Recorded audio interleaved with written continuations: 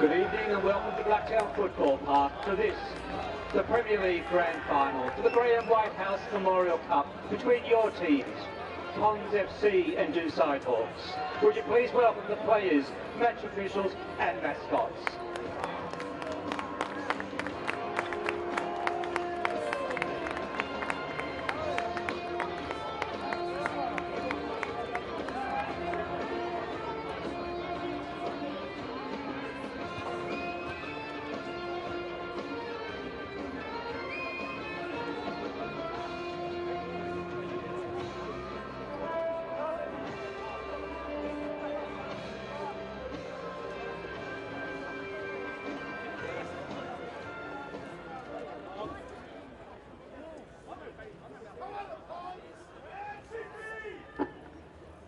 Ladies and gentlemen, would you please be upstanding for the national anthem?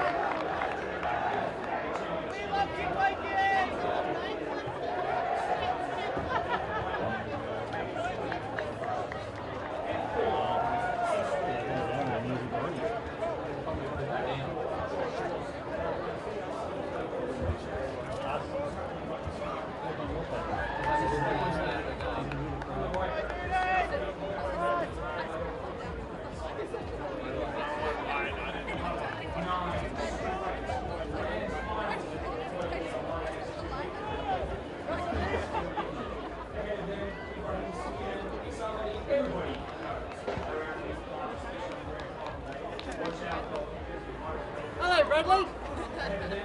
See you, mate. What about Sam Cross shot? Hey, Brad.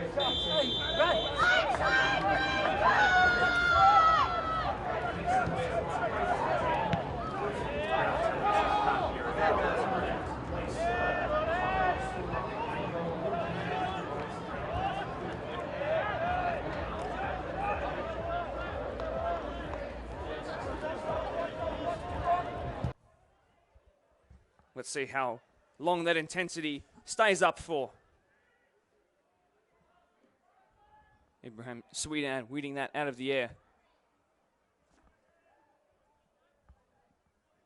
So apologies if we have had any technical issues in which you couldn't hear my voice. It's not a thing that will be unwelcome, by the way, as the pressure early on to Pons' attacking line against Doonside's defence. I think now that we're all composed, we're here looking good, I hope. We are, in fact, here.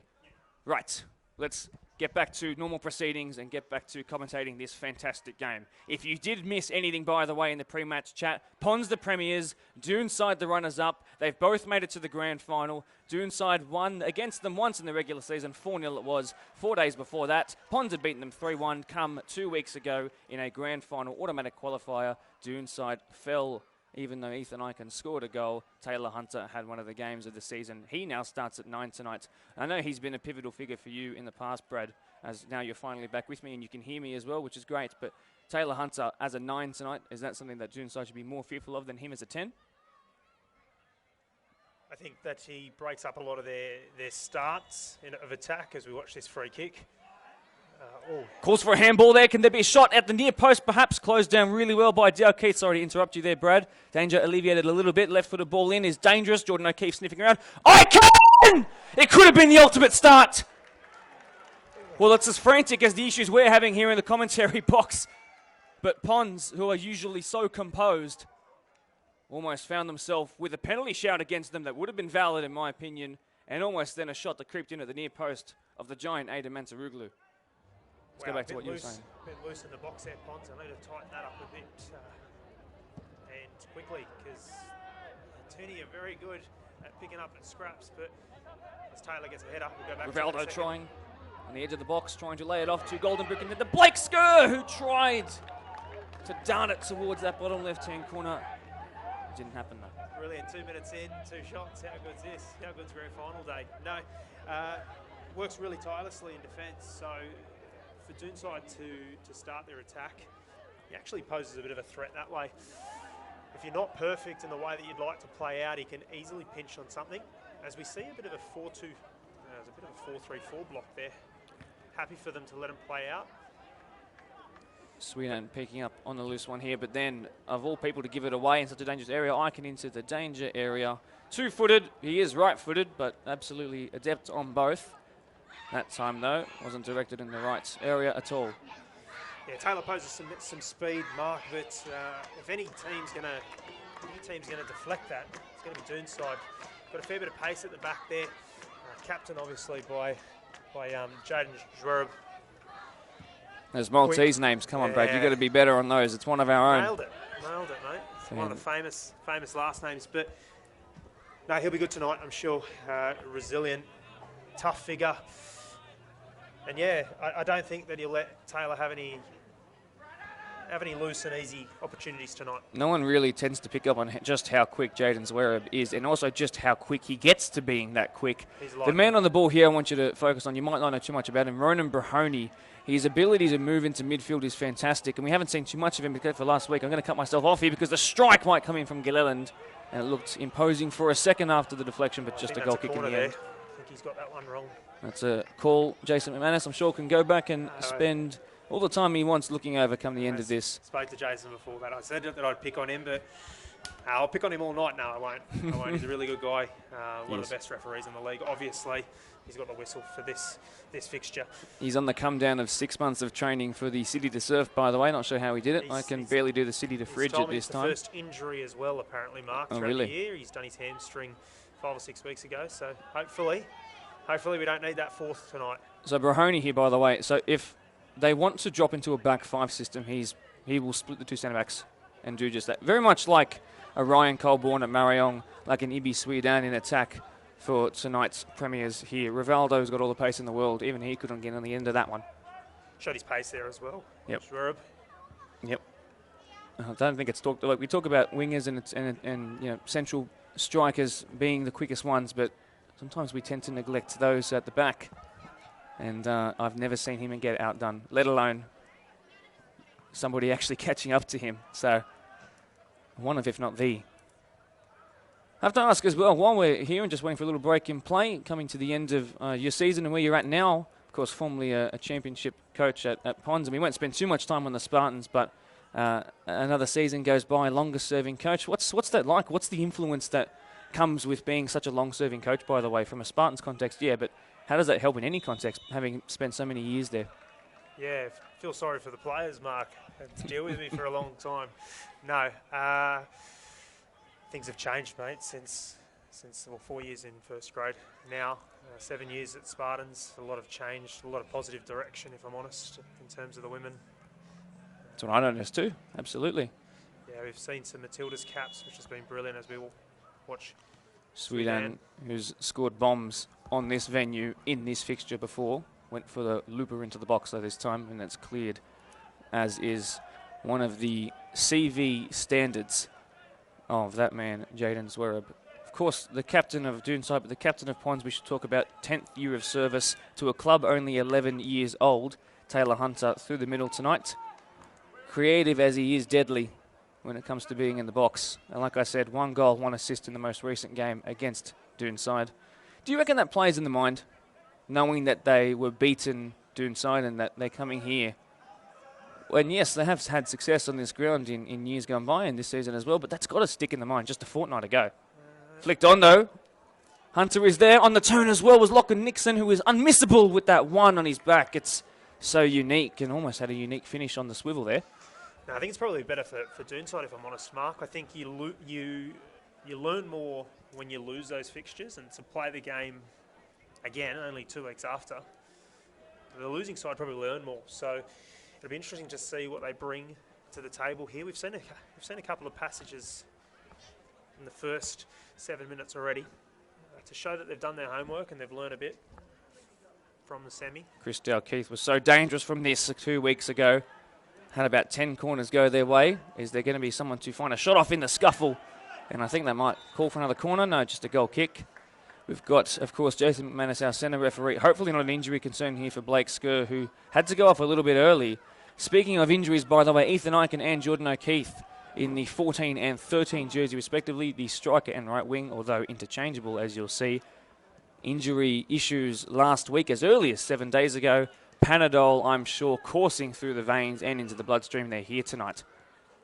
Dangerous. I'll read it out to you now, by the way. Jordan O'Keefe, 10 goals, 8 assists. Ethan Eichen, 12 goals, 8 assists, and those include some against Ponds too. It's a good ball there, Mark. Fantastic. Eichen, can he swivel it in? It's going to be the first goal! Daniel Alessi comes up with maybe Doonside's most important goal in 5 years! It's taken half a decade from 3 Peters down, and staying down, back up. Has Daniel Alessi just started a new trend here?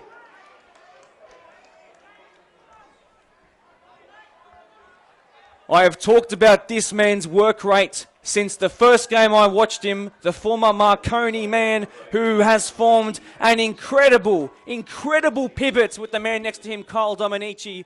Those 2 Italian boys run up and down all day, and even in the last game of the season, a long season. Look at the work rate. 1-0 Doonside, Daniel Alessi. His name all over this so far. Something was coming, wasn't it? Attack on both ends, shots on both ends, corners. The first ball was tremendous. It was. Weighted brilliantly, split the Ponds defence. We spent 20 minutes talking about Doonside's defence, Ponds' defence, and the key figure that is Matty Hubbard, his 9th straight grand final. The impregnable defence, the best defence in the league, mind you, so early on, and they're down by 1. Yeah, more impressed also with the runners in the box. Obviously Alessi with the goal, but another one in behind him, another one at the top of the penalty spot. So definitely intent to try and find those areas, and get decent numbers into the box. So, Cleared. well deserved. Just the thing I've noticed about Doonside is they seem to play to the level of any team they come up against. So they play against Ponds, and they'll seem to almost adopt a couple of traits and characteristics of Ponds. They will push their numbers forward. Look at Chris Dalkeith, the natural right back here in a left-footed crossing position, trying to get it in. That's a good ball. Hunter just over him. Dalkeith needs to make a run here now. He's got a lot of recovery to do. left-hand side. Sweden Tamba Victor Leby, not necessarily the quickest in recovery, asking a lot of his keeper to come. And Jordan O'Keefe, who's looked really good, by the way, in terms of the injury worries that we had last week. Put enough pressure on them to cause a tiny bit of stress, but all is good. You know what else is good about tonight, Brad? We are probably 500 to 600 strong around the grounds. Not that you can necessarily see it on the screen for those watching along, of which there are close to 200, by the way, on our Facebook alone. But there are people camped in gazebos that have withstood the wind and rain over the last couple of days. To my left and your right. Arguably the best seat in the house as well. You know what I love, Mark? We look around the field and there's young kids in Doonside jerseys and Ponds jerseys.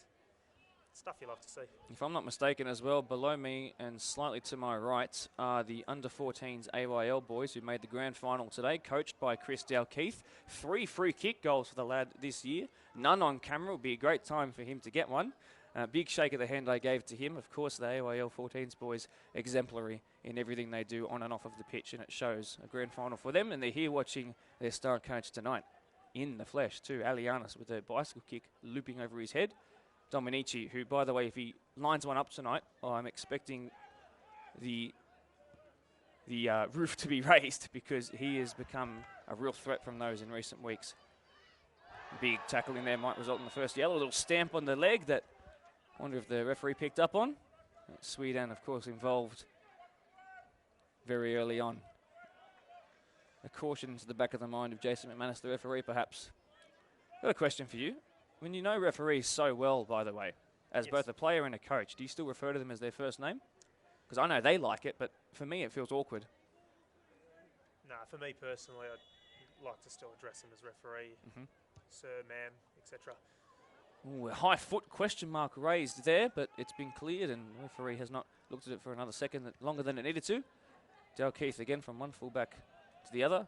Gets it back from Victor Leby, his cousin Alhaji Bangura on the bench. I'm sure he'll feature if they need to hold on to a lead. Mind you, though, that lead is at least 2 goals away as Jordan O'Keefe tries to send that into the Ponds technical area. If he'd have taken out one of their star bench players, it would have been a tactical move. And he missed, unfortunately, for them. You can see the numbers that Doonside are committed to that right-hand side as you would call generally the strong side there. I think that's key for them. I think that you create some sort of defensive block to ensure that Ponds don't switch it and isolate their wingers. It's a decent plan to start with.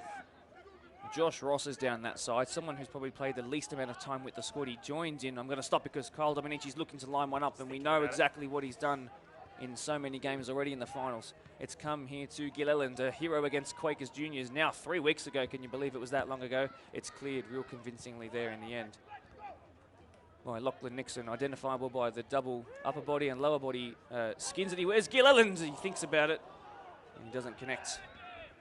And then Victor Leby better out wide towards Rivaldo. Touch through the legs is genius. And this is why they are so willing to give this man all the time and space and let him have a kind of a free roll. Central, if he wants to come on the right. And it took that much of a perfectly timed slide tackle just to stop him. Looks like a slight change here as well, Mark, with Taylor rolling into 10. Nixon up higher, it looks, with that one jersey. Yeah, Hunter, I should say, and a 10. Blake rolling. Late challenge in there on Josh Ross. So just speaking back on him, the left back in place of Scotty Jackson, the one who sort of commanded the mass exodus from Doonside that half decade ago now.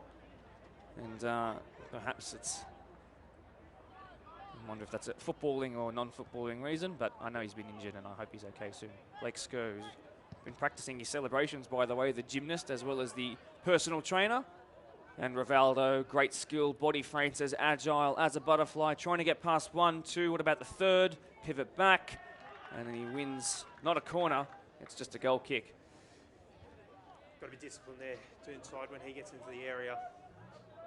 Split second away from missing the ball, so they need to be good when he enters that area. They've entered it a few times now, Mark, already, so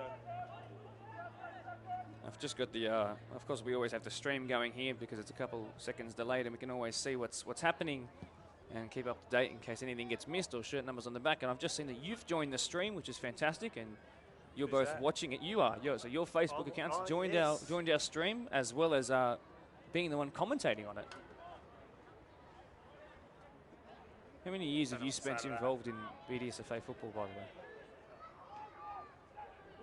Thanks for prepping me with questions. Generally. Above 2 decades? Yeah, it's been about 25 years. 25 years. Started. Quarter of a century as Blake Skirt puts onto his left foot. I couldn't tell which was his weaker foot come last week. Assist with the left against Doonside to find Hunter, and then this time Rivalda took the shot. The man who found the winner against Doonside following that Hunter pass, but not this time finding the back of the net. Hinwood strong. I started at Good Shepherd, Mark, which is now known as Polonia, out in Plumpton.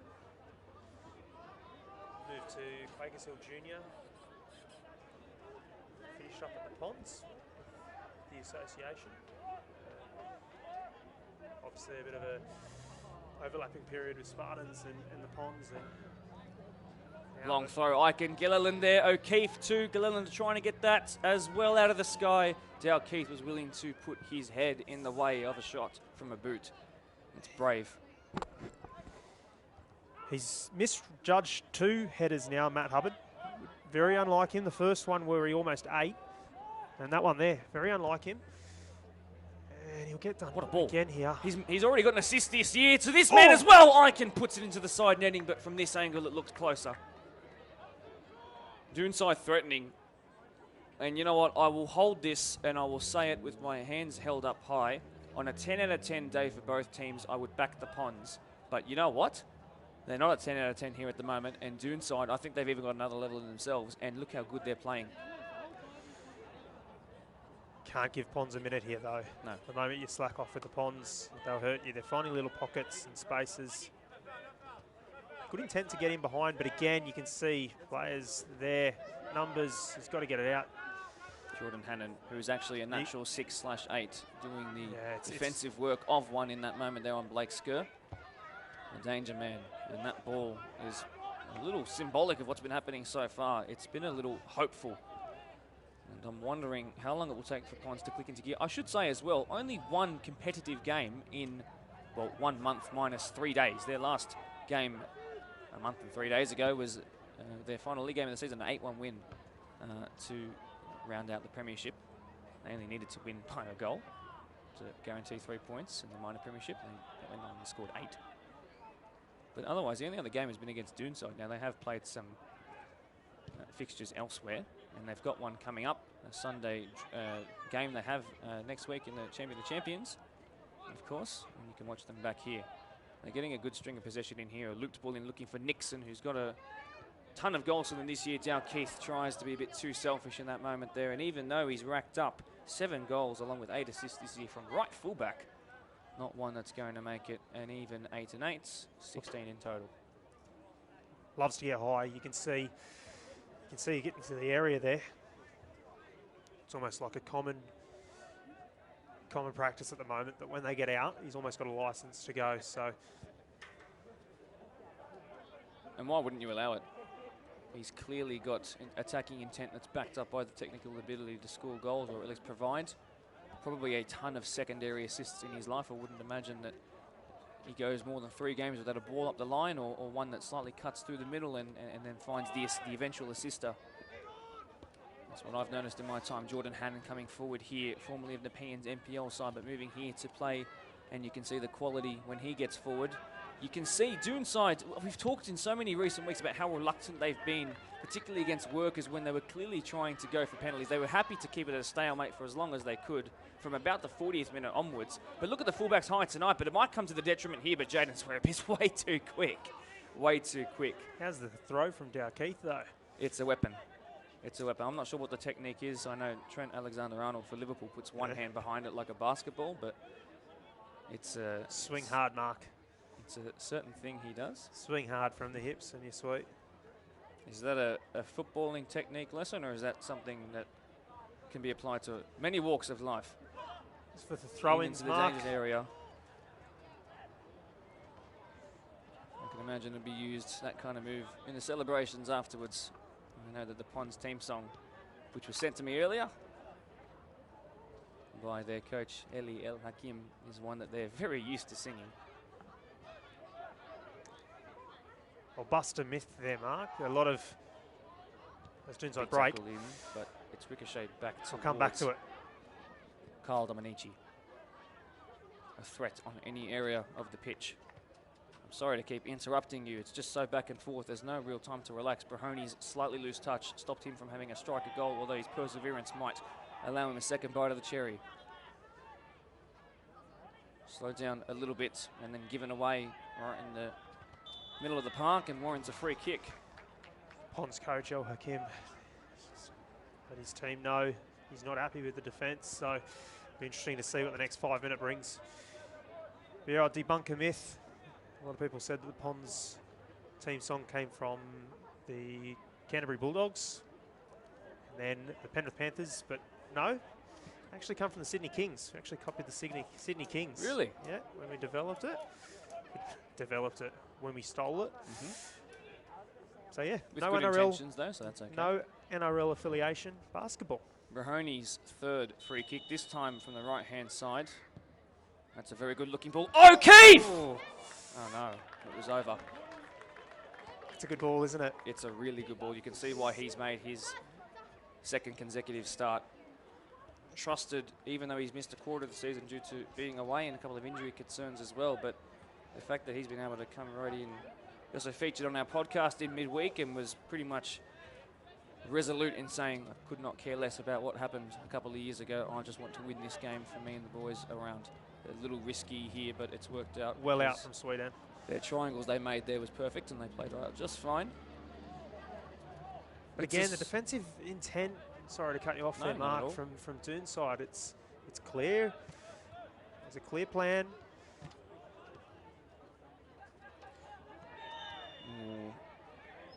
Calls for that to be at 50-50, but enough of a shoulder in the back of Rivaldo there. Yeah, it looks to be a clear plan from Doon's side, so if they can execute that for most of the game, Mark, they're in with a real chance here. You have a bunch of your first grade squad and reserve grade squad watching along, by the way. The ones I do I? Yeah, you do. I've watched them come on in, and I'm sure that they are. I'll probably stay out of the comments.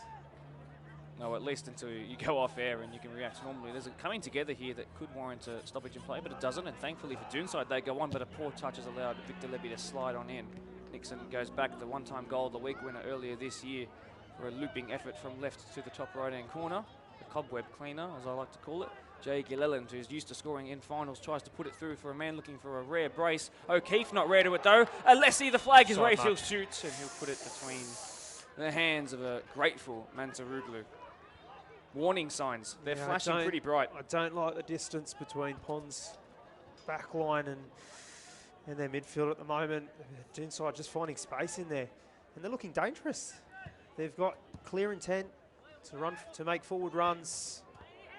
I'll tell you what, if they can reward a couple quickly, there might be a few other chances, but here it is, the speed again. Dalkeith in behind.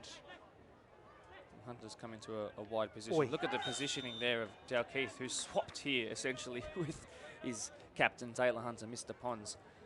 And I've got to say as well, there's a couple of things I want to mention here and suggest to you. First of all, I think coaches get too much credit when things are going right. I think they get too much slack when things are going wrong.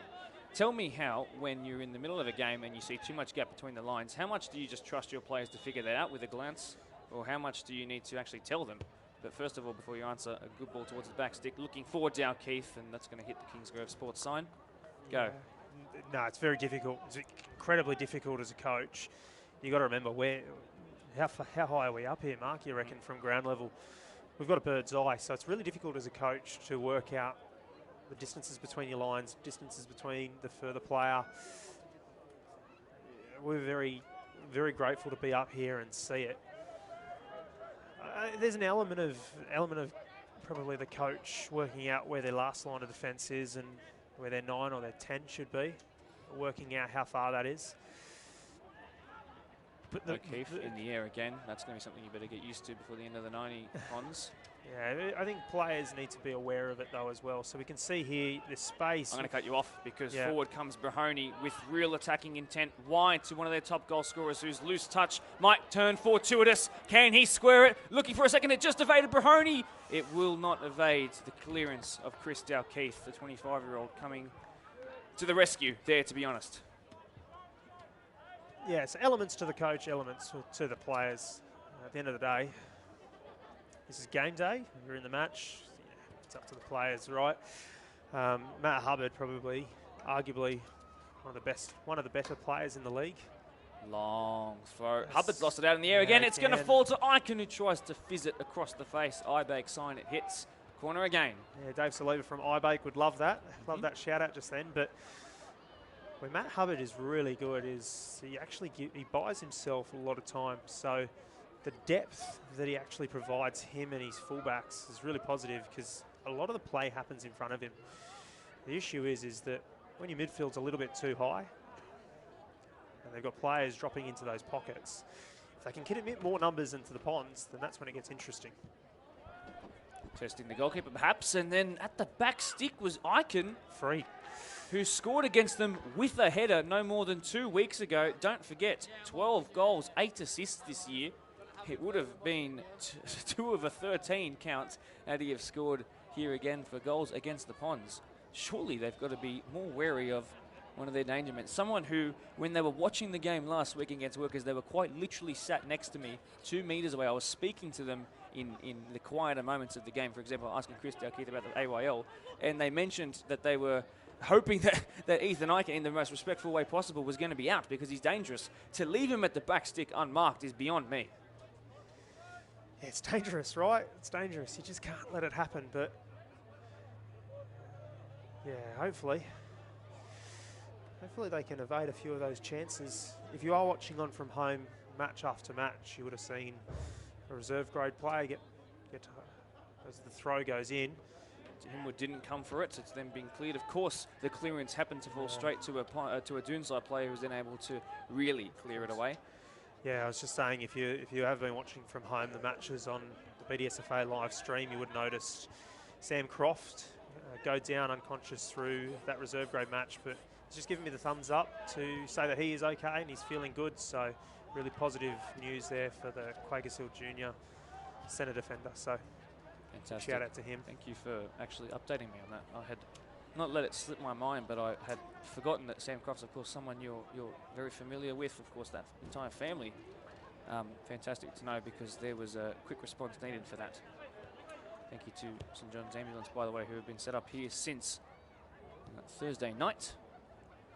Came by at 7 p.m, by the way, to park their trailer and get their gazebo ready. Nixon on the turn, just about to cross the halfway line. Ponds have been able to switch out of that press there. So that's a really strange ball, almost as if we'll still a chance. That's well done by Swear. There's something on the middle of the pitch there, right near the referee. I'm not sure if that's a shin pad or something. There you go. It's about to be moved. I know. Must be a big piece of plastic, mate. Okay, there you go. Not sure how it's gotten there. We've heard Vuvuzelas all day, by the way. Prospect, of course, largely a Greek population at that club who, of course, brought their drums with them, and it was very loud. We had 3 going at one time, by the way. They're not here tonight. It's too cold for a drum. But certainly the amount of people we have here is something that we're really happy to have, considering the amounts of football at all levels and sport at all levels we've missed in recent years because of our good friend the Coco, which we won't say because otherwise we'll go into a little algorithm restriction. You know what I mean? Ponds have been rolling changes in that top 3, I should say top 4. Different personnel making movements and changes. We've seen it a couple of times where that highest players rolled in past their 10. And I think that if the 10 can just find a forward run in behind Doonside, they're in with a chance there, but they've got to release it quickly. You'll note that Doonside seem a bit worried of the Ponds 9s. They're coming really, really tight with them. Probably not communicating that with their wider fullbacks. Nice play. Unlikely for Dalkeith to get megged in a moment like that, but the ones who are around him, eventually that danger is dealt with. I'm going to put out an apology. I've just read a Facebook live chat. It was, in fact, Jake Gillelland who rose for that header highest with the 7 jersey in his back, and not Ethan Icon with a jersey value double of that at 14. As Nixon tries to get a headed assist, it would be a rare one. Blake Screw is extremely quick. Himwood is extremely decisive. How's the confidence in the keeper? Little tap. Must be a basketball in his I past just love life. it. That's an awkward kick out, but Lianis picks up on it. Strong in the midfield there by Hunter, who is nowhere near positionally where he, I'm sure, wants to be. Coached to play more of a 10 this year, more of a provider, which he's more than capable of doing, but of course his strongest position is at the pinnacle of the attack. But yeah, in terms of positionally, Blake Skerr's gone off to the left. Very good on his left foot, by the way, as Pons would know from a couple of weeks ago. Rivaldo's come here onto the right-hand side, so perhaps more of a traditional winger role for them now to hit the byline and fizz it across the face of goal. Blake Skerr might get a chance to do exactly what was just said, but Jaden Zwerb notches up probably already his 5th clearance that has gone into next week of the evening. It's a good play to get out there from Ibrahim Swedan and Taylor Hunter. Choreographed a split in between the centre back and the right back. Taylor dropping deeper than the ball to pick it up. Got out quite nicely. There is space for them to run into here, which is something I'm surprised that Swedan in particular I would point towards being the one who tends to close that down quickly. Look at the slide tackle, perfectly timed, says the lack of a whistle by the referee. With the coming together of boots, certainly that would have been felt down there on the ground. We're wearing noise-cancelling headphones. You can still hear a bit, but we could hear that through the padding around our ears. That was a big coming together. So I'd like to say, just like that, we are 1/3 of the way through our showpiece event. Doonside, of course, in the lead, thanks to Daniel Alessi. That's a quick half hour. It's flown. Bit of an issue here for the Ponds. I think it's Josh Ross in that 26 jersey. Just a young lad who joined the side in pre-season, former Spartans player himself in 2021, did his knee in that pre-season, decided he wanted to take a break from football, and then on June 30, the last day of transfers internationally and here as well, competition the same level by the way, and he rejoined, and he's been a really good fixture. But Jake Gilliland! That's a good hit and a very good save, come very quickly. Mate, how sweet is he struck that? Oh, we just watched the replay. Mansuroglu, the former Rufus and Schofield's keeper, who was tempted to join the 2019 Doonside champions. just thrive on positive energy. Ponds have left 3 out of here. Mahoney again, keeper does not come. It's going to fall to Doonside. No, I thought it might have. This is where this man can be so dangerous, but they know to close him down quickly. Can he try and find some space to get it off? That is Daniel Alessi.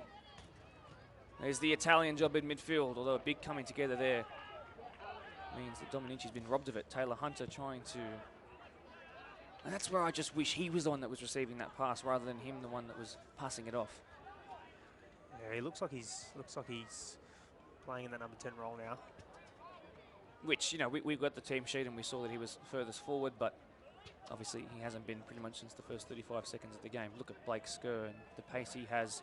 This is a guy who, during the floods, went swimming about to make sure that he stayed fit. He's got an Instagram account, which you can find, by the way. It's at B2Australia. Of course, his first name, Blake. You can go and follow it to see all the gymnastics routines he practices. He was practicing his celebrations on one of those bouncy floors today, and I responded to him and I said, oh, I'm going to ping you up on this, and he responded with a couple of laughing emojis. Forget the laughing emojis into the box, and Tremendous throw again. Look at that, but look at Icon back in that position there. That bleach blonde hair is impossible to miss, but look at his role in winning that there. I think is real interesting. If that's taken a touch off Pons, it might not be offside, but he's called. The flag has been raised. Jay Gilliland, who's been really good, and he's really not happy with the flag. I want to say as well, and I'll let you comment on it because I've taken way too much airtime in the last You sound good, 2 mate. minutes, but you sounded really good all day, to be fair. Appreciate that. A lot, by the way. Reserve grade between, of course, Marion and the eventual victors, Quakers Juniors. The live stream had some issues there with some, as a shot was pulled well wide, and the clap of the hand symbolises the frustration of Ethan Icon, who's come close. But yes, so that stream will go up, you need not worry, and it will then eventually be reposted to our BDSFA YouTube page, which just surpassed 500 subscribers in days gone by the way. Thank you, that's tripled in the time since I started on here, so I'm really happy with that, since the podcasts go up there now too. But yes, I want to give my huge A huge round of applause from the BDSFA to Quakers Juniors. I'm very sorry that they couldn't have their stream in the way they wanted to, and for those waiting for it around Australia and the greater world on tonight, but they were in fact reserve grade winners. Good touch from Hunter. Now they're trying to find some space now here. The Ponds in behind. That's a huge coming together. At speed he leaves too. nothing out of it. This is Jake Taylor. He's got 3 goals this year. One of them was against And he's Maribor, found him by well, the way. Jake Taylor. Ethan Oken. This is the issue that I have with Dalkeith moving into such high spaces. Jordan O'Keefe at the mention of Chris Dalkeith. Calls for offside.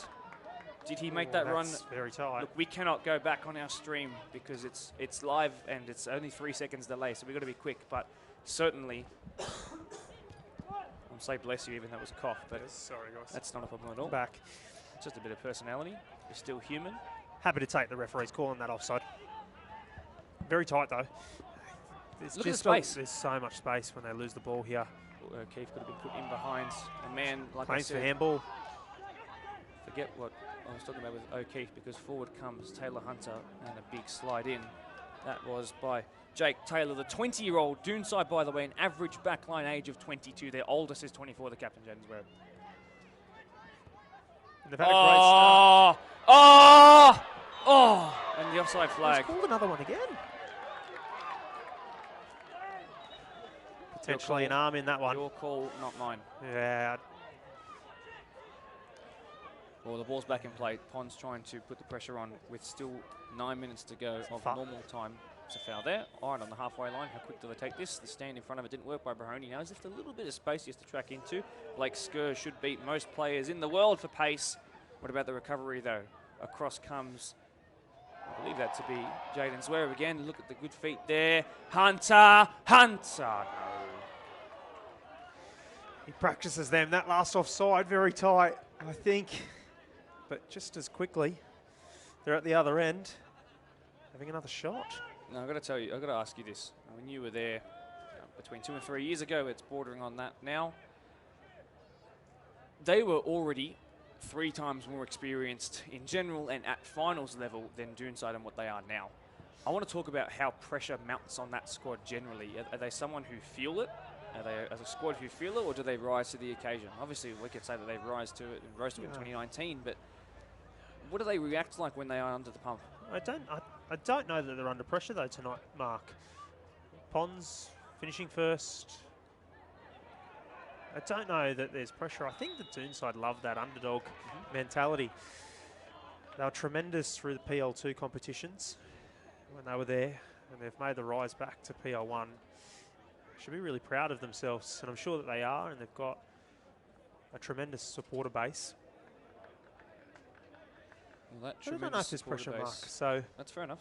I don't know if there's pressure. There's probably a little bit more pressure on the Pons players, especially obviously the history. Sweden to loop this in towards the back stick. Dalkeith rising. In fact, not even, because it was too far-fetched even for his outstretched right leg. Jason loves a good whistle blow. Probably one of the best in the competition. Puts a lot of energy in it. Watch the next time he blows it. I will. It's a technique crafted over many years, I'm sure. Supposedly rare in the city to surf with a whistle in the lips, by the way, so he's real committed to the cause. His son, by the way, was in the Facebook live chat as well and told him off, so great support there. A very good referee, though, to be is. fair. Alessi, who's got the goal that has these two sides split by 1. I can't imagine there will be many goals that split these. 1 is the sum that I would have predicted at the start of the game. Great work by Gerard Alianis. Part Greek and Italian, former Sydney FC youth player, has really struggled in the duration of the season towards the beginning to really cement in a starting spot, the issues of injuries and general fitness, but you can see towards the end of the season and in the crunch time times, he's really come into his own, just ahead slightly of Ibrahim Sweden. But of course, commentators curse, as does bug me every time he lost the ball in the middle Big of the park. challenge. 6th clearance for Jaden Zverev, and again, emphatic. Have a hit, son. Alianis doesn't. Instead gives it to Nixon, someone who can hit it from distance. He tries to give it back to him. Dominici, now he comes forward. Better spacing from the Ponzo. Better D. Dalkeith didn't want to give away a yellow Still card. breaks. Hop, skip and a jump. Does one more, it'll count as a triple jump. It's slightly more into the middle, then runs back into a wider area. Dominique didn't want it, gave it away. Look at the positioning of Icon, though, who is really a right winger. Jordan O'Keefe, now forgive me. Great challenge, Alessi in there. Correct, it was a great challenge. Look at this, Rivaldo central now as well, so it's very fluid. Him with under a tiny bit of pressure, and very commonly his kicks out of the hand and off the ground do tend to go to his right more than they do hook to the left. So if he just positions his whole body 20 degrees to the left, he'll kick it flat and straight every time. Sweden, forgive me, Nixon trying to punch it forward. It didn't happen though. Can again see the clear intent to ensure that they're not trying to switch the play here with O'Keefe's run, although well played by the Ponds. And then he Foul dashed for the off lead up, the or? challenge as well, off of the ball. A slide in there. Look at the intent. But there's a bit of a lack in numbers there, but that slide in was one that I talked about in the intro. There's a bit of feeling behind it. Oh, he's gone after him. Did Jason's got his whistle in his mouth. What happened there? Did you have your eyes on that? Victor Levy. I don't know that he was happy with the intent of his challenge. Are there calls to have a look at that a second time, perhaps? Not that we can. A little reminisce of something perhaps we would have seen in the latter stages of the game between these two a couple of weeks ago. Captains are being called over here. I think these words will be, boys, we've had 41 minutes of really good football in a really great grand final with some great spectators around us. Let's just enjoy the football. You know what? I was expecting the crowd to actually be a little bit more vocal. But I think what they are is very content with the quality of what they're seeing so far. It's upper class entertainment. And there's a serious chance for Doonside to do some real psychological damage right now. They've been close a couple of times. Can Matt Hubbard and co rise highest? They do this time. Slightly underpowered clearance. Rivaldo having to do the careful work inside of his own box. Last touch off of a black shirt. Good call. Just made the right call there. What happened there? And it's going to push and shove here again. I believe that the ball was just thrown in the general facial direction, chest direction of the corner kick taker. Probably coming from, there's a yellow card there. Ronan Mahoney. All but confirms that conversation to the two captains was... Next one. The next one might go into the book. Well, maybe the next one I didn't really catch what really happened there, though. Down in the corner. Well, you said next one. I'm wondering if the next one might just come to something in terms of perhaps a second goal. It's bounced here for Icon, who couldn't hook it back over, although that chance was extremely difficult. Well, that heated up very quickly, and they'll go into the sheds soon. With a big... Jason just...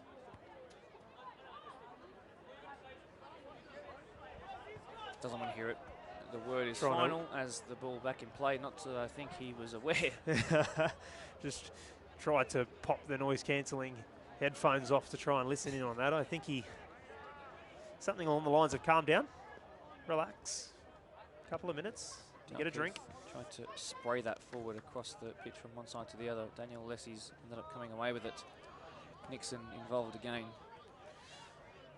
His fifth year at Ponds. That's almost half of the Ponds' existence. A suburb in itself away from football that's really come to grow in population very, very quickly. The density has, I guess you'd say, become more dense very, very quickly. So they had to build a club that matched that, of course.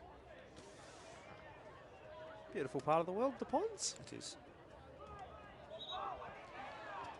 And a change of who is going to take this. Could this just be the little momentum shift that they need? We see it so commonly in sport when something that frustrates a winning side just a little bit can knock them off their flow a little bit. This is it's a free kick. Let's see what Elianis can do here. Formerly of Polonia, by the way, one of your former stomping grounds. Sweden hit the first one. It was loopy. I'm imagining this will come in hard and fast. Keeper should come for this, and he's had to stretch real high. Well done. 6'3.5".